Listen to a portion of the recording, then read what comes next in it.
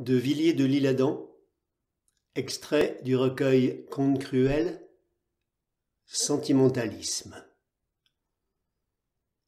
Par un soir de printemps, deux jeunes gens bien élevés, Lucienne Emery et le comte Maximilien de W, étaient assis sous les grands arbres d'une avenue des Champs-Élysées.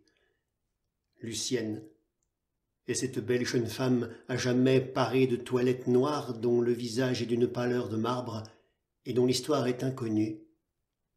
Maximilien, dont nous avons appris la fin tragique, était un poète d'un talent merveilleux. De plus, il était bien fait et de manières accomplies. Ses yeux reflétaient la lumière intellectuelle, charmants mais comme des pierreries, un peu froids. Leur intimité datait de 6 mois à peine. Ce soir-là, donc, ils regardaient, en silence, les vagues silhouettes des voitures, des ombres, des promeneurs. Tout à coup, Madame Emery prit doucement la main de son amant.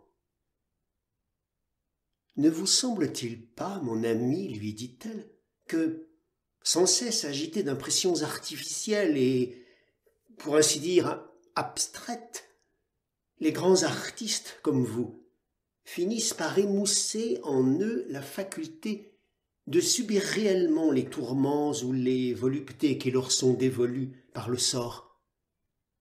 Tout au moins traduisez-vous avec une gêne qui vous ferait passer pour insensible les sentiments personnels que la vie vous met en demeure d'éprouver.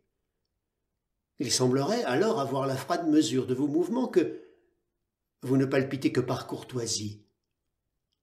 L'art, sans doute, vous poursuit d'une préoccupation constante jusque dans l'amour et dans la douleur. À force d'analyser les complexités de ces mêmes sentiments, vous craignez trop de ne pas être parfait dans vos manifestations, n'est-ce pas? De manquer d'exactitude dans l'exposé de votre trouble? Vous ne sauriez vous défaire de cette arrière-pensée? Elle paralyse chez vous les meilleurs élans et tempête toute expansion naturelle.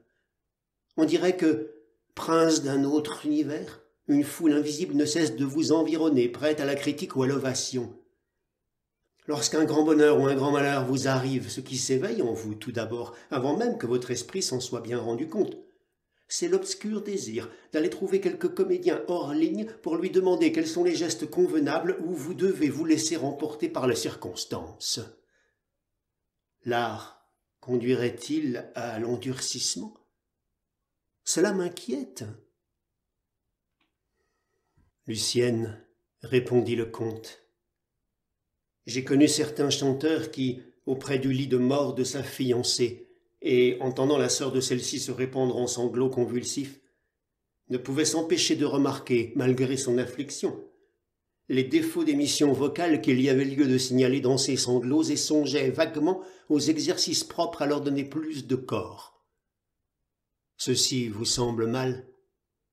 Cependant notre chanteur mourut de cette séparation et la survivante quitta le deuil juste au jour prescrit par l'usage. Madame Emery regarda Maximilien.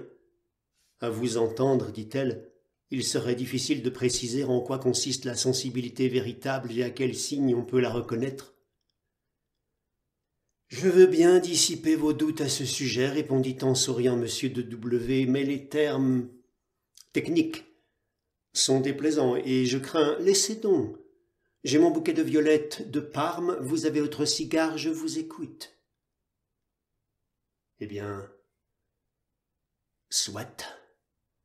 J'obéis, répliqua Maximilien. Les fibres cérébrales affectées par les sensations de joie ou de peine paraissent, dites-vous, comme détendues chez l'artiste par ces excès d'émotions intellectuelles que nécessite chaque jour le culte de l'art. Moi, je ne les crois que sublimées, au contraire, ces mystérieuses fibres. Les autres hommes semblent gratifiés de propriétés de tendresse mieux conditionnées, de passions plus franches, plus sérieuses, enfin. Je vous affirme, moi, que la tranquillité de leurs organismes, encore un peu obscurcis par l'instinct, les porte à nous donner pour de suprêmes expressions de sentiments de simple débordement d'animalité. Je maintiens que leurs cœurs et leurs cerveaux sont desservis par des centres nerveux qui, ensevelis dans une torpeur habituelle, résonnent en vibrations infiniment moins nombreuses et plus sourdes que les nôtres. On dirait qu'ils ne se hâtent d'évaporer en clameur leurs impressions que pour se donner une illusion d'eux-mêmes ou se justifier d'avance de l'inertie où ils sentent bien qu'ils vont rentrer. Ces natures sans écho sont ce que le monde appelle des gens à caractère, des êtres, des cœurs violents et nuls. Ce sont d'être dupes de la matité de leurs cris, étaler sa faiblesse dans le secret espoir d'en communiquer la contagion, afin de bénéficier au moins fictivement à ses propres yeux de l'émotion réelle que l'on parvient ainsi à susciter chez quelques autres grâce à cette obscure feintise. Cela ne convient qu'aux êtres inachevés. Au nom de quel droit réel prétendrait-il décréter que toutes ces agitations, de plus que douteux aloi, sont de rigueur dans l'expression des souffrances ou des ivresses de la vie, et taxer d'insensibilité ceux dont la pudeur s'en abstient? Le rayon qui frappe un diamant entouré de gangue est-il mieux reflété qu'en un diamant bien taillé où pénètre l'essence même du feu? En vérité, ceux-là, celles-là, qui se laissent émouvoir par la crudité des expansions sont de nature à préférer les bruits confus aux profondes mélodies. Voilà tout. Pardon, Maximilien, interrompit madame Emery. J'écoute votre analyse un peu subtile avec une admiration sincère, mais seriez-vous assez aimable pour me dire quelle est cette heure qui sonne? 10 heures, Lucienne, répondit le jeune homme en regardant sa montre à la lueur d'un cigare. Ah, bien, continuez. Pourquoi cette inquiétude rare à propos d'une heure qui passe? Parce que c'est la dernière de notre amour, mon ami, répondit Lucienne. J'ai accepté de M. de Rostange un rendez-vous pour 11h30 ce soir. J'ai différé de vous l'apprendre jusqu'au dernier moment. M'en voulez-vous? Pardonnez-moi. Si le comte, à ces paroles, devint un peu plus pâle, l'obscurité protectrice voila cette marque d'émotion. Nul frémissement ne décela ce que dut subir son être en cet instant. « Ah, dit-il d'une voix égale et harmonieuse, un jeune homme des plus accomplis et qui mérite votre attachement. Recevez donc mes adieux, chère Lucienne, ajouta-t-il. Il prit la main de sa maîtresse et la baisa. Qui sait ce que nous réserve l'avenir, lui répondit Lucienne, souriante, bien qu'un peu interdite. Rostange n'est qu'un caprice irrésistible. Et maintenant, ajouta-t-elle après un bref silence, continuez, mon ami, je vous prie.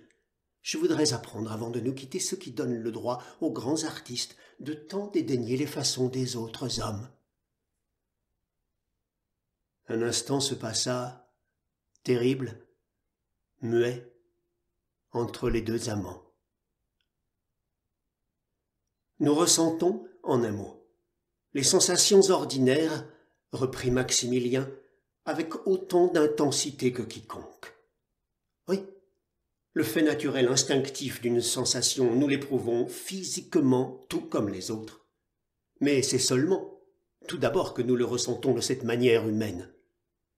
C'est la presque impossibilité d'exprimer ces prolongements immédiats en nous qui nous fait paraître comme paralysés, presque toujours, en bien des circonstances.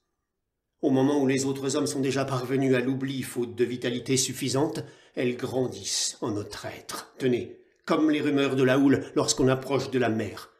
Ce sont les perceptions de ces prolongements occultes, de ces infinies et merveilleuses vibrations qui, seules, déterminent la supériorité de notre race. De là ces discordances apparentes entre les pensées et les attitudes lorsqu'un d'entre nous, par exemple, essaie de traduire à la manière de tout le monde ce qu'il éprouve. Songez quelle distance nous sépare de ces âges primitifs du sentiment depuis si longtemps perdus au fond de notre esprit. L'atonie du son de la voix, l'anomalie du geste, la recherche de nos paroles, tout est en contradiction avec les sincérités ayant cours et avec les banalités de langage proportionnées à la manière de ressentir de la majorité. Nous sonnons faux, on nous trouve de glace. Les femmes, alors, en nous observant, n'en reviennent pas. Elles s'imaginaient volontiers que nous aussi nous allions nous démener au moins quelque peu, Partir enfin pour ces mêmes nuages où il est entendu que se réfugient les poètes d'après un dicton répandu à dessein par la bourgeoisie. Quel étonnement en voyant arriver précisément le contraire. La méprisante horreur qu'elles éprouvent à cette découverte pour ceux qui les avaient dupés sur notre compte passe toute borne, et, si nous tenions à la vengeance, celle-ci serait amusante. Non, Lucienne, il ne nous agrée pas de nous mal traduire en ces manifestations mensongères où les gens se produisent. Nous nous efforcerions en vain de rendosser toute cette défroque humaine oubliée dans notre antichambre depuis un temps immémorial. Nous nous sommes identifiés avec l'essence même de la joie, avec l'idée vive de la douleur. Que voulez-vous, c'est ainsi. Seuls, entre les hommes, nous sommes parvenus à la possession d'une aptitude presque divine, celle de transfigurer à notre simple contact les félicités de l'amour, par exemple, ou ses tortures, sous un caractère immédiat d'éternité. C'est là notre indicible secret. Instinctivement, nous nous refusons à le laisser transparaître pour épargner autant que possible à notre prochain la honte de nous trouver incompréhensibles.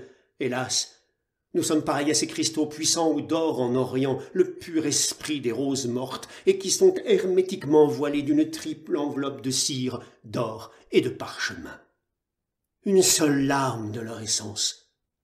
De cette essence conservée ainsi dans la grande amphore précieuse, fortune de toute une race et que l'on se transmet par héritage comme un trésor sacré tout béni par les aïeux, suffit à pénétrer bien des mesures d'eau claire, je vous assure, Lucienne.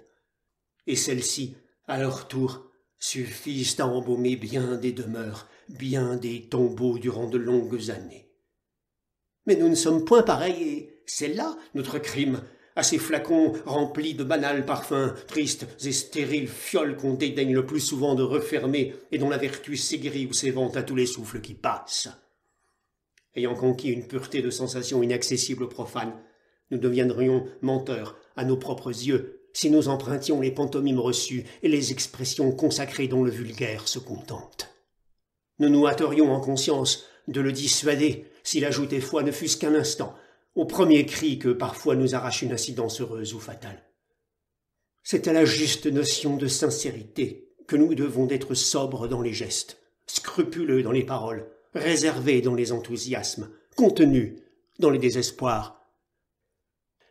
C'est donc la qualité de nos facultés affectives qui nous vaut ces inculpations d'endurcissement. En vérité, chère Lucienne, si nous tenions, à ce que Dieu nous plaise, à cesser d'être incompris de la plupart des individus, à revendiquer de leurs entendements un autre mage que l'indifférence, il serait à désirer, en effet, comme vous le disiez tout à l'heure, que, dans les grandes occasions, un bon acteur vint se placer derrière nous, passa ses bras sous les nôtres, puis parla et gesticula pour notre compte. Nous serions sûrs, alors, de toucher la foule par les seuls côtés qui lui sont accessibles. Madame Emery considérait très pensive le comte de W. Mais vraiment, mon cher Maximilien, s'écria-t-elle, vous en viendriez à ne plus oser dire bonjour ou bonsoir de peur de paraître emprunté au commun des mortels. Vous avez des instants exquis et inoubliables, je l'avoue, et je suis fier de vous les avoir inspirés. Parfois vous m'avez ébloui des profondeurs de votre cœur et des douces expansions de votre tendresse, oui, jusqu'à je ne sais quel ravissement dont j'emporte à jamais l'étrange et troublant souvenir. Mais que voulez-vous? Vous m'échappez d'un regard où je ne puis vous suivre. Je ne serai jamais bien persuadé que vous éprouvez vous-même d'une manière autre qu'imaginaire ce que vous faites ressentir. C'est à cause de ceci, Max, que je ne puis que me séparer de vous. Je me résigne donc à ne pas être ordinaire. Dussé-je encourir le dédain des braves gens qui, peut-être avec raison, se jugent mieux organisés que moi, répondit le comte. Tout le monde d'ailleurs me paraît aujourd'hui plus ou moins revenu d'éprouver quoi que ce soit. J'espère qu'il y aura bientôt 400 ou 500 théâtres par capitale où les événements usuels de la vie étant joués sensiblement mieux que dans la réalité, personne ne se donnera plus beaucoup la peine de vivre soi-même. Lorsqu'on voudra se passionner ou s'émouvoir, on prendra une stalle, ce sera plus simple. Ce biais ne sera-t-il pas 1000 fois préférable du point de vue du bon sens? Pourquoi s'épuiser en passions destinées à l'oubli? Qu'est-ce qui ne s'oublie pas un peu dans le cours d'un semestre? Ah, si vous saviez quelle quantité de silence nous portons en nous. Mais, pardon, Lucienne, voici 10h30, et je serais indiscret de ne point vous le rappeler après votre confidence de tout à l'heure, murmura Maximilien en souriant et en se levant. Votre conclusion, dit-elle? J'arriverai à temps. Je conclus, répondit Maximilien, que lorsqu'un quidam s'écrie à propos de l'un d'entre nous en se frappant les parois antérieures de la poitrine comme pour s'étourdir sur le vide qu'il sent en lui-même, il a trop d'intelligence pour avoir du cœur. Il est d'abord fort probable que le quidam se fâcherait tout rouge si on lui répondait qu'il a, lui, trop de cœur pour avoir de l'intelligence. Ce qui prouve qu'au fond nous n'avons pas choisi la plus mauvaise part de l'aveu même de celui qui nous le reproche. Ensuite, remarquez-vous ce que devient cette phrase sous une analyse attentive? C'est comme si l'on disait « cette personne est trop bien élevée pour se donner la peine d'avoir de bonnes manières ». En quoi consistent les bonnes manières? C'est ce que le vulgaire, non plus que l'homme vraiment bien élevé, ne sauront jamais, malgré tous les codes de civilité puérils et honnêtes. De telle sorte que cette phrase n'exprime naïvement que la jalousie instinctive et pour ainsi dire mélancolique de certaines natures en présence de la nôtre. Ce qui nous sépare, en effet, ce n'est pas une différence, c'est un infini. Lucienne se leva et prit le bras de M. de W. « Je remporte de notre entretien cet axiome, dit-elle, que, si contradictoires que semblent vos paroles ou vos manières d'être quelquefois, dans les circonstances terribles ou joyeuses de votre existence, elles ne prouvent en rien que vous soyez de bois, acheva le comte avec un sourire. Il regardait passer les voitures lumineuses. Maximilien fit signe à l'une d'elles qui s'approcha. Lorsque Lucienne s'y fut assise, le jeune homme s'inclina silencieusement. « Au revoir !» cria Lucienne en lui envoyant un baiser. La voiture s'éloigna. Le comte la suivit des yeux quelque temps, comme de raison. Puis, remontant l'avenue, à pied, le cigare aux lèvres, il rentra chez lui au rond-point. Quand il fut seul dans sa chambre, il s'assit devant sa table de travail, prit dans un nécessaire une petite lime et parut absorbé dans le soin de se polir l'extrémité de ses ongles. Puis il écrivit quelques vers sur une vallée écossaise dont le souvenir lui revint assez étrangement parmi les hasards de l'esprit. Puis il coupa quelques feuilles d'un livre nouveau, les parcourut et jeta le volume. 2 heures de la nuit sonnèrent. Il s'étira. Ce battement de cœur est vraiment insupportable, murmura-t-il. Il se leva, fit retomber les rideaux massifs et les tentures, alla vers un secrétaire, l'ouvrit, prit dans un tiroir un petit pistolet coup de poing, s'approcha d'un sofa, mit l'arme dans sa poitrine, sourit et haussa les épaules en fermant les yeux. Un coup sourd, étouffé par les draperies, retentit. Un peu de fumée partit, bleuâtre, de la poitrine du jeune homme, qui tomba sur les coussins. Depuis ce temps, lorsqu'on demande à Lucienne le motif de ses toilettes sombres, elle répond à ses amoureux d'un ton enjoué « Bah, que voulez-vous? Le noir me va si bien !» Mais son éventail de deuil palpite alors sur son sein, comme l'aile d'un phalène sur une pierre tombale.